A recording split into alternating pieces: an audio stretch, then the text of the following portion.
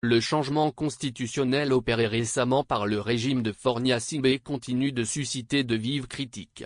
À travers un mémorandum, le mouvement togolais pour la restauration, MTR, de Dr Jean-Emmanuel Kosignagnon condamne les conditions impopulaires et antidémocratiques dans lesquelles ce changement de constitution a été organisé et exécuté, et appelle à la mobilisation pour la restauration de l'ordre constitutionnel démocratique au Togo.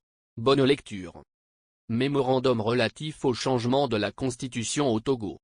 Le 6 mai 2024, le président de la République a promulgué la nouvelle constitution qui fait basculer le Togo dans la 5e République avec sur fond l'instauration du régime parlementaire en lieu et place du régime semi-présidentiel consacré par la constitution de 1992 révisée. Le mouvement togolais pour la restauration, MTR, condamne les formes et conditions impopulaires et antidémocratiques dans lesquelles ce changement de constitution a été organisé et exécuté. À cet effet, le MTR considère la nouvelle constitution comme un casus belli qui est de nature à rompre le contrat de confiance mutuelle et de vivre ensemble, lequel constitue un fondamental précieux pour la paix sociale et la stabilité de l'État. Par ailleurs, le MTR tient à faire savoir par le présent mémorandum ses observations, ses doutes et ses inquiétudes sur la nouvelle constitution et à montrer à suffisance qu'il s'agit d'une grave et inacceptable forfaiture qui hypothèque le caractère sacré de la République et les fondamentaux de la démocratie et de l'État de droit. 1. Sur les droits et libertés fondamentaux.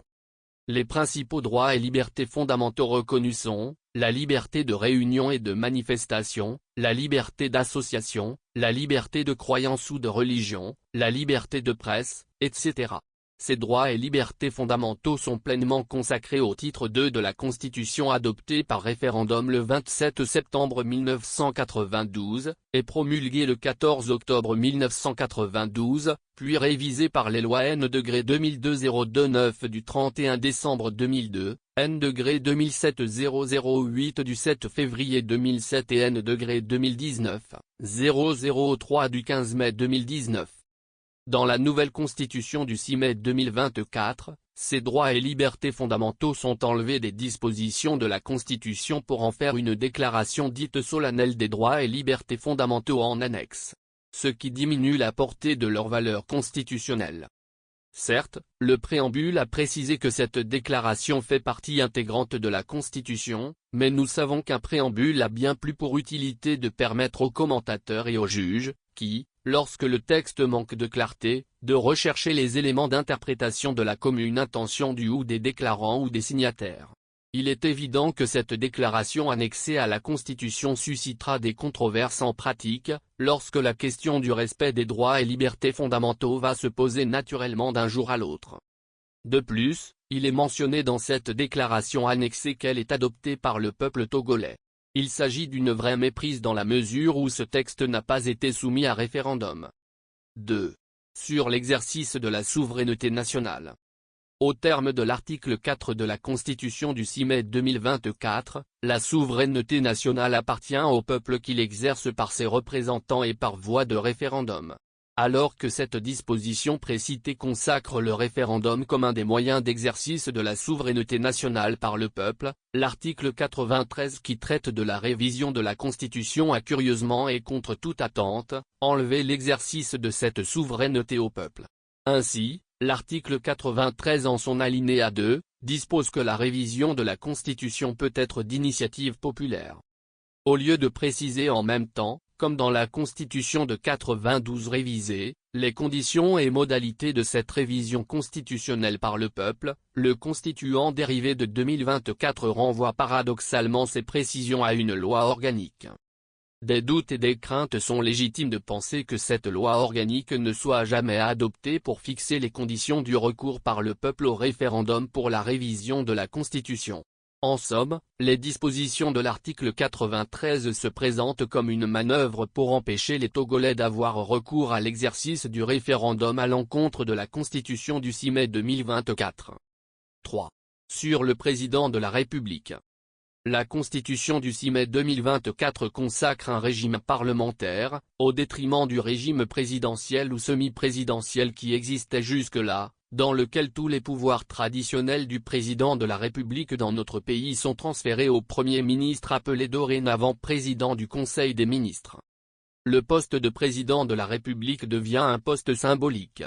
La Constitution ne lui consacre, au titre de ses attributs, que 3 articles laconiques alors qu'elle consacre presque 13 articles bien écrits et bien précis à ceux du président du Conseil, ce qui pourrait se comprendre peu ou prou dans le cadre d'un régime parlementaire. Ainsi, au terme de l'article 41, il est tout simplement disposé, le président de la République peut envoyer des messages aux chambres, sans aucune autre forme de précision. De plus, le président de la République est désormais réduit au rôle d'accréditation des ambassadeurs nommés en Conseil des ministres, et là, même, il n'a pas le contrôle de cette nomination, puisqu'il ne participe plus au Conseil des ministres, et de décorateur de la République. Ce n'est qu'au moins 2 fois par an, que le président du Conseil viendra lui présenter l'état de la nation. Et, on associera à une de ces 2 rencontres, une poignée de chefs traditionnels. Par ailleurs, tous les actes du président de la République sont contresignés par le président du Conseil. Ces dispositions sont d'une gravité extrême dans la mesure où elles anéantissent la longue tradition politique du régime présidentiel instauré à la suite de hautes luttes menées par les pères de l'indépendance de notre pays, minime soit-elle, et réaffirmée lors du référendum du 27 septembre 1992 par le peuple togolais dans son entièreté. Enfin, ne peut être élu président de la République, que ceux qui sont âgés au moins de 50 ans révolus. Il est évident qu'il s'agit d'une régression, dans la mesure où l'ancienne Constitution a prévu 35 ans. Cette disposition est d'autant plus surprenante encore, surtout quand on sait que la classe politique se rajeunit dans beaucoup de pays africains. De même, porter l'âge minimum du président du Conseil à 40 ans avec la condition de la majorité quasi absolue au Parlement constitue un véritable blocage pour les jeunes partis qui devraient dynamiser la vie politique et oser l'innovation et l'émergence. On constate ainsi à tout point de vue un verrouillage constitutionnel pratiquement contre les chances de la nouvelle génération à contribuer significativement au débat politique et aux instances de prise de décision pour la consolidation de notre démocratie et des fondamentaux de l'état de droit. 4. Sur le gouvernement et le président du Conseil. La Constitution du 6 mai 2024 confie le rôle du chef de gouvernement au président du Conseil des ministres qui concentre dans ses mains tous les pouvoirs. Sur la vacance de la présidence du Conseil, sur son intérim et sur le recours à de nouvelles élections législatives. Il ressort de la lecture de l'article 49 que la vacance de la présidence du Conseil est constatée par la Cour constitutionnelle et que l'intérim est assuré par le président de l'Assemblée nationale qui convoque de nouvelles élections législatives dans un délai de 60 à 90 jours. Il s'agit d'une disposition inédite, antidémocratique et qui viole frontalement le principe de la séparation des pouvoirs entre l'exécutif et le législatif. En effet, c'est à tort que le constituant dérivé de 2024 croit pouvoir confier l'intérim de la présidence du Conseil au président de l'Assemblée nationale en cas de vacance de la présidence du Conseil. Cette disposition met en péril la démocratie et contredit même les principes élémentaires du régime parlementaire. L'on se demande l'intérêt de cette mesure dans laquelle le président de l'Assemblée nationale va diriger les 2 pouvoirs, pouvoir exécutif et pouvoir parlementaire, pendant au moins 100 jours. Il aura de surcroît le pouvoir de dissoudre l'Assemblée nationale aux fins de nouvelles élections législatives. En réalité, en cas de vacance de pouvoir du président du Conseil des ministres, il n'est aucunement pas nécessaire de convoquer le corps électoral pour de nouvelles élections législatives. En effet, c'est le parti majoritaire qui désigne son chef et en fait le président du Conseil. Lorsque ce dernier se retrouve dans une situation d'empêchement définitif, il suffit que le parti désigne un autre chef qui sera désigné de droit président du Conseil des ministres et formera un autre gouvernement. Il est juste aberrant que le principe du parallélisme des formes ne soit pas respecté pour régler une telle situation dans la Constitution. En définitive, nulle part, la Constitution ne fait de la qualité de député une condition pour être président du Conseil. Dès lors, c'est surprenant qu'en cas de vacance de la présidence du Conseil, l'on dissolve l'Assemblée nationale pour juste procéder au remplacement d'un président du Conseil qui n'est même pas député. Cela constitue une des anomalies majeures que contient la Constitution du 6 mai 2024. Sur la question de la responsabilité du gouvernement et sur son programme. L'article 54 de la Constitution du 6 mai 2024 permet au président du Conseil d'engager devant l'Assemblée nationale la responsabilité de son gouvernement. Au cas où il n'obtient pas l'approbation, il doit lui-même prononcer la dissolution de l'Assemblée dans les 30 jours qui suivent.